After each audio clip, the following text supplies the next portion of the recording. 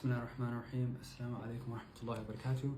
Today I want to talk about when you change your habits, when you start achieving things, when you start orienting yourself towards, spiritual achievements, intellectual achievements, academic, whatever have you. You're just onto bigger and better things, and you're leaving old bad habits and bad behavior, right?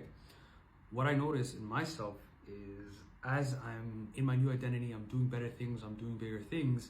In the back of my head, I'm struggling to see how I'm going to balance things out, because yes, even though a lot of bad behaviors are just things that are in excess, they are at the root needs that you may have, right? Whether it's food, whether it's some form of socialization, and etc., right?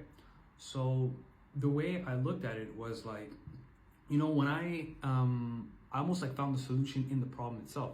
Because when I was doing an excess of socializing or entertaining myself or wasting my time, I still had intellectual needs. My soul was hungry for, bigger and better things, right? And at the same time, those parts of myself, they didn't die. They didn't completely get diminished. I mean, the volume was really low, but it was still there. And I say that to say, if you decide to go for bigger and better things in your life, those other parts of you that are your physical needs, your desires, you can't completely diminish them. Therefore, they're still going to be around. Therefore, you don't necessarily have to be so stressed about whether or not you're going to drop the ball, because you literally can't. It's just kind of a mechanism that stays. And to be honest, as you are on your rise and you're doing good, you're doing whatever you're doing, there's just naturally going to be dips. And at those points in time, you could just use that time to give yourself a break and recharge, and you won't really have to worry about that. And another analogy I could use is your physical body, your stomach, right? For example, let's say, for example, you're somebody who has 4 or 5 meals a day. Your stomach kind of adapts to who you are. So there are people who eat one meal a day or 2 meals a day, and their stomach is smaller. So your body's gonna condition itself around who you are at the end of the day.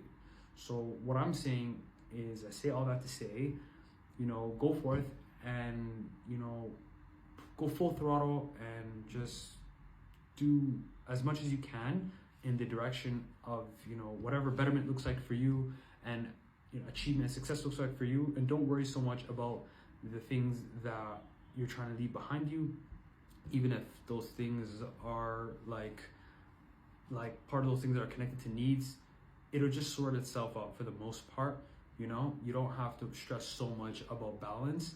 You just have to give yourself a goal and a target, and then you kind of just go for those things, and your subconscious will handle the rest, right? So that's all I wanted to say. Barakallahu feek. Take care, guys.